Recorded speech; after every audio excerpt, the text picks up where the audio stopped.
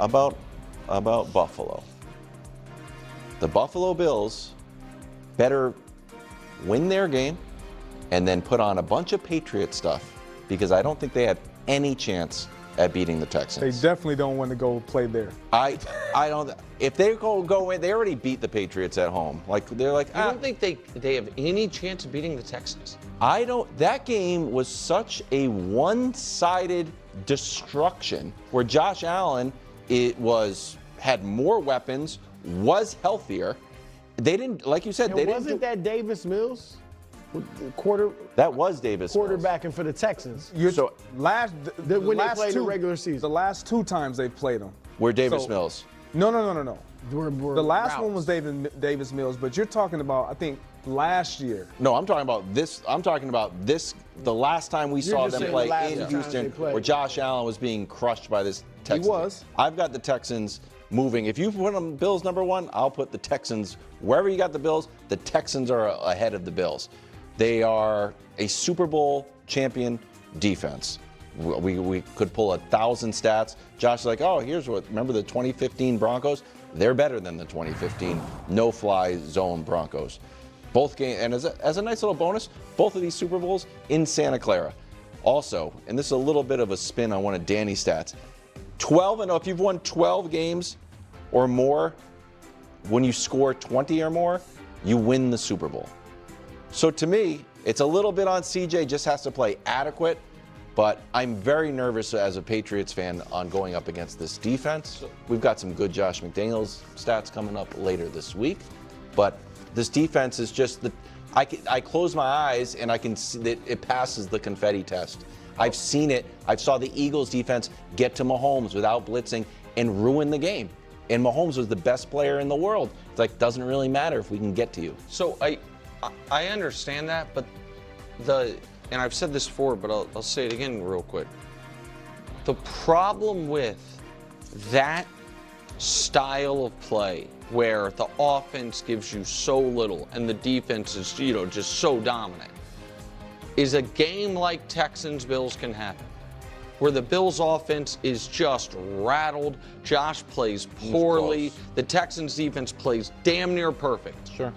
And with 45 seconds left, the Buffalo Bills have the ball 18 yards from the end zone, down 4 points. But that was Davis. That was CJ. Again, this year, there's not been a big difference in the Texans offense with Davis Mills or with CJ Stroud. They were up 7-6 on the Steelers going into the fourth quarter. And so, that's I think the Steelers game is a good example. Now, that game is 10-6, 7-6 going into the fourth, 10-6 Steelers ball, and then the Texans get 2 defensive scores, gets away. It's very difficult to create separation from a team if you're an A+ defense and C- offense. And if you're saying we get Texans Bills, which by the way would mean they beat the Pats, which I don't think you did, but I understand what you're saying. I'm very nervous. If it's a 1-score game in the fourth quarter and Josh Allen can be in the same situation as in the regular season, I'd be like, I gotta take my chances. And let's not forget, Nico Collins is in concussion protocol. Right. Like, I expect him to play. Oh, you do? I do not. Really? I do expect him to play. We've rarely seen a guy. We have, but I expect him to play. But if he doesn't, Christian Kirk was great. Yeah. I don't know if that's enough. I agree, and I just want to say something real quick about that, because you mentioned it. To my eye, watching Monday Night Football, it looked to me like Nico Collins got a concussion on the 3rd play of the game. And he hit his head, they checked him out, and then somehow he went back in. And then late in the game, he had a pretty regular fall, and he had to be carted off, and he didn't know where he was. We've got to do a better job of, if it looks like I understand it's a playoff game, and I get that, but the reaction he had to the second, what I perceived to be the second head injury, looked so catastrophic. It really made me feel like that on the first drive of the game, he suffered a concussion, and he kept playing, and that was brutal. The flip side of it, Christian Gonzalez was the other side. Yeah. He says he's okay, and they wouldn't let him back in there. Right. So I think he's going to be clear, but I don't know if Nico's going to be. Yeah, we'll see. That second one, though, he hit his head pretty hard. Yeah. All right. I am not going to attempt to engage in the debate regarding Nico Collins' availability. I don't know the specifics. He may express optimism about playing, but one must complete the concussion protocol. It is not something that can be gamed or manipulated. You cannot simply insist, I feel fine, I feel fine. It involves a rigorous series of tests that must be completed, comparing your current state to your established baseline from before the injury. It is a matter of objective data, science, and protocol. It is not a situation where you can declare, I'm feeling a bit off, but I can push through. There is no pushing through a concussion protocol. That is not how the process functions. It simply does not operate that way. Therefore, you cannot harbor definitive expectations. You can only hope and pray he successfully progresses through each stage of the protocol. His desire, his heart, his work ethic, these factors are literally irrelevant. They have absolutely nothing to do with the medical clearance process. It is essentially akin to shaving your head and stating, I can only play once my hair grows back to an inch in length. Well, then you must wait until it reaches that precise length. That is the entirety of the situation. There is no alternative action to take. You must simply wait. Is it an inch? Excellent. You are cleared. If not, it is immaterial how you feel or what you believe you are capable of performing. It is a binary outcome, yes or no. Consequently, we wait. We must wait and observe. I certainly hope he is able to play, yet I find it challenging to believe he will. Based on the historical precedent of players often being unable to return just 1 week later following a concussion. However, the broader conversation surrounding the Houston Texans is intriguing. Before delving deeper, a request to Houston Texans fans. Please do not forget to subscribe and watch this video in its entirety, subscribing while you do so. I am keen to add as many Texans subscribers as possible right now, heading into the playoffs, so that when I live stream this game, you are all present with us. We have been live streaming all the playoff games, and the experience has been absolutely phenomenal. I would be thrilled to have the Texans fan base join that celebration. When you subscribe and watch the full video, it significantly boosts viewership and subscriber growth, creating a powerful cascading effect. I am endeavoring to cultivate that dynamic at this very moment. This is not about obsessively chasing metrics or subscriber counts.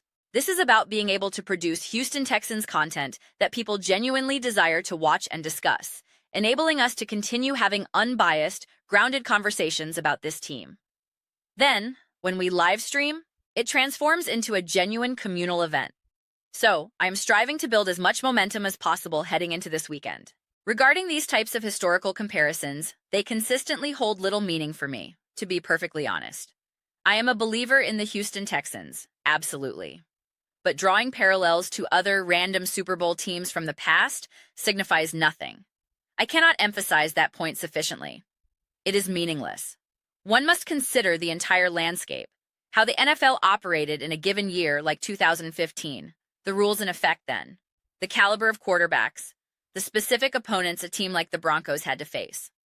Making these broad comparisons, especially based on something like both teams playing in Santa Clara, holds absolutely zero weight.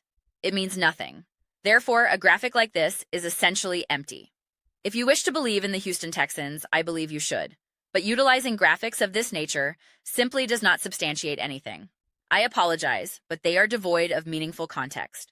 I have previously commented on this topic, and some Bills fans were displeased when I discussed Josh Allen versus the Texans. Let me be clear. No one speaks more highly of Josh Allen and the Buffalo Bills than I do. No one. This commentary stems purely from the immense respect I hold for this Texans defense. I also comprehend Nick's perspective, because it remains Josh Allen. Even if you ultimately face him, you cannot approach the game thinking, oh, we dominated him the last 2 meetings, therefore we will win this time. This is the playoffs. The dynamics are distinct. Josh Allen represents a different tier of challenge. He is a phenomenal talent capable of monumental plays. His team is also contending with several injuries currently. However, that is getting ahead of ourselves because first, you must navigate the challenge of New England. This is precisely why I am so excited to witness the specific matchup of Drake May against this Texans defense. I genuinely believe the Texans' defense comprehends the assignment at this juncture. DeMeco Ryans understands the assignment. They recognize that they are the heart and the engine of this football team. This is in no way a slight against C.J. Stroud. I do believe that one day C.J. Stroud will experience redemption. I sincerely do. I am uncertain if it can occur this season, but regarding him individually as a quarterback, I maintain faith that he will be redeemed and able to proclaim, "I am an elite quarterback. I am a phenomenal playmaker." However, he requires a competent offensive line, the right coaching structure, and the necessary support around him. He is human. He cannot accomplish everything independently. This presents one of the slightly frustrating aspects of this Houston Texans team when you analyze it, because they possess such an elite defense that if they can merely generate some offensive momentum, the game is effectively over. It is finished. You simply do not lose. When you contemplate how elite and special this defense is, this is a squad that could have feasibly gone undefeated. Examine the statistic. When scoring 20 or more points, they are 12-0. The mandate, therefore, is straightforward. Score 20 points. That is not an exceptionally demanding or extraordinary threshold. Many teams routinely score 20 points. It is not an outrageous standard. Frankly, considering the number of possessions and drives in a game, you could even kick several field goals to reach that total. There are games where you could simply decide, you know what, we are kicking 9 field goals today, and it would be completely acceptable. You would not need to be remotely aggressive on 4th down. You could simply state, no, we are content. We will punt. We will settle for the field goal. Are you sure? It's 4th and inches. No, it is fine. We will take the 3 points. We are satisfied. Thus, if you can merely establish some forward momentum, you are in an excellent position. The sole distinction with a chart like this in the playoffs is that the postseason is an entirely different entity. The playoffs are the playoffs. Everything ultimately depends on the specific opponent you are facing. That is why a chart like this also carries minimal significance for me, especially when you scrutinize the bulk of these listed teams, 2009, 2007, 2006, 2005. That era was near the conclusion of a period where defenses could genuinely dominate, could be the absolute pinnacle of physicality and toughness, before NFL rule changes increasingly favored offensive production. Furthermore, I am certain some of those teams with 12-0 or better records when scoring 20-plus points achieved those marks not solely because of defense, but because their offenses were also historically magnificent. Wasn't that the 2007 Patriots? I sometimes confuse which specific year was their offensive zenith during their undefeated regular season. Therefore, these statistics must always be placed within proper context, honestly. However, if there were ever a season where a defense could genuinely carry a team to the ultimate prize, this would be the year. This would unequivocally be the year. Make no mistake, because while the discourse often highlights the Eagles' legendary defense and how it could single-handedly decide games, their offense during that period was also flawless.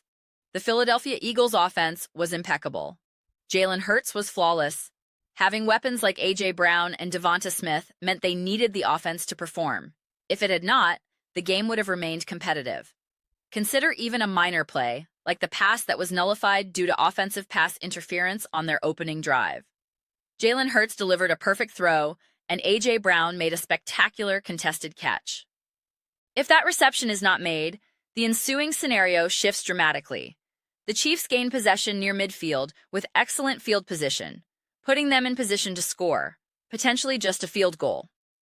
That single moment alters the entire flow. Suddenly, the Eagles are playing from behind. Therefore, even a play that was ultimately called back fundamentally impacted the game's trajectory. The offense's ability to capitalize, even in moments that are later negated, mattered tremendously. It was critically important. When the Eagles secured a crucial interception, their offense subsequently drove and scored a touchdown on the ensuing possession. They did not settle for a field goal. They kept the pedal to the metal. Consequently, while we can assert that a defense can dominate and decide games, the offense must still contribute to that effort. It is an essential partner. The Texans' defense was utterly dismantling the Steelers, yet the game remained close. It was a tightly contested matchup. That game unfolded largely as I anticipated. so I was not surprised, but I do expect CJ Stroud to perform better. I was taken aback by some of the negative plays he made, not the positive ones. Some of his positive plays were exactly what I expect. Yes, this is the CJ Stroud I recognize. This is the quarterback I anticipate seeing. I believe it is a fantastic matchup between the Texans and the Patriots. I truly do. I think it is a contest that is being significantly overlooked and under-discussed at present, which is unfortunate. I am excited to live stream that game and to continue analyzing it throughout this week and beyond. Now the Texans, hopefully I have not been mistakenly saying Titans this entire time. I am fairly confident I have been saying Texans. That would be incredibly disappointing if I had erred, and you would all be justifiably upset with me. I would be upset with myself. But the Texans. The Texans are in a remarkably advantageous position. When you possess such an unbelievable defense, you are inherently in a superior position to control the game's tempo and flow. When your defense is in control, it permits your offense to execute exactly according to its preferred script. When your defense cannot control the game, your offense is forced to adapt and react to the unfolding circumstances. It becomes more at the mercy of the game's momentum. However, when your defense is capable of dictating terms, it empowers the offensive play calling. Do you want to persistently establish the run? Excellent, you can do that if your defense is consistently getting stops. Do you want to be hyper-aggressive, take deep shots, frequently go for it on fourth down, and seize every opportunity? Fantastic. Your defense's performance enables that strategy. Conversely, if your defense cannot generate stops, is surrendering touchdowns instead of field goals, and is not providing favorable field position, it becomes considerably more difficult to execute your desired game plan. You cannot simply decide to methodically run the ball when you are pinned at your own 6-yard line and trailing by 2 touchdowns. You are compelled to play in a manner that may not align with your strategic preferences. Control is wrested from you. Therefore, the defense fundamentally controls how the offense is able to operate. It grants the offense the agency to decide, how do we want to approach this drive? What is our preferred method? This is especially true if the defense is forcing turnovers and providing exceptional field position, or even scoring directly. If you force a couple of turnovers that result in scoop and scores or a pick six, instantly putting 14 points on the board, the game simplifies dramatically. The defense essentially states, now we can be as conservative or as aggressive as we desire. We have options. We can pick and choose our moments. Even a decision like going for it on 4th and 2 in the red zone becomes a calculated choice rather than a necessity. You can think, we can kick the field goal, be smart, and stack points. Or, you know what? Our defense is so dominant right now that even if we fail here, they will force a 3 and out, and we will be back in field goal range momentarily anyway. It provides those strategic options. You must then read the game flow to determine which option is optimal in any given moment. There is rarely a purely formulaic, 100% correct answer, but that is the profound advantage this Texans defense bestows upon the team. Presently, it does not appear that any other team is providing that same foundational luxury for their offense to the same degree. Consequently, the onus falls upon the Texans offense to capitalize on the opportunities the defense creates. They must accept the gifts presented and convert them into points. They did not accomplish that last week against the Steelers. This does not mean they are incapable, but they simply failed to execute in that instance. Without a weapon like Nico Collins, that task becomes more arduous. It will be more challenging. So it is somewhat a wait-and-see scenario in that regard. It is interesting to observe the Patriots favored by 3 points. This line suggests to me, and perhaps this perception stems from a lack of confidence in the Texans' offense, though I personally do not fixate on point spreads, that the odds makers view this as a game the Patriots should win. In the playoffs, games anticipated to be close often have spreads around 1 or 1.5 points. A 3-point spread is their method of communicating. The Patriots are demonstrably better. It is not an extreme line like 5 or 7 points, as we saw with the 49ers-Seahawks matchup, but this is their version of stating the Patriots are the rightful favorites. When the spread extends to 5, 6, 7 points or beyond, the implication is that team will win the game. A 3-point spread indicates they should win.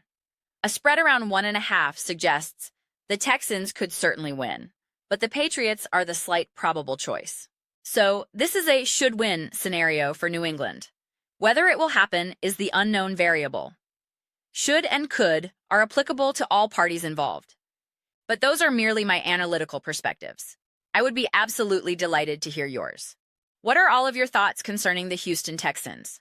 How dominant has their defense been, in your estimation? Can the offense elevate its performance in the most critical moments? Please inform me of your opinions in the comments section below. I read every single comment, so whether you agree with me or disagree with me, either way, let's engage in some discussions. Let's engage in some spirited debates. But ultimately, let's simply enjoy the discourse. Please consider subscribing. We are building an incredible community here, and I would absolutely cherish seeing you become a part of it. I aim to build something to which we all feel a genuine connection, something we are truly excited to be involved with. I believe we are steadily progressing toward achieving that. Please do not forget to give this video a thumbs up, as it genuinely assists with visibility and the algorithm. Thank you so much.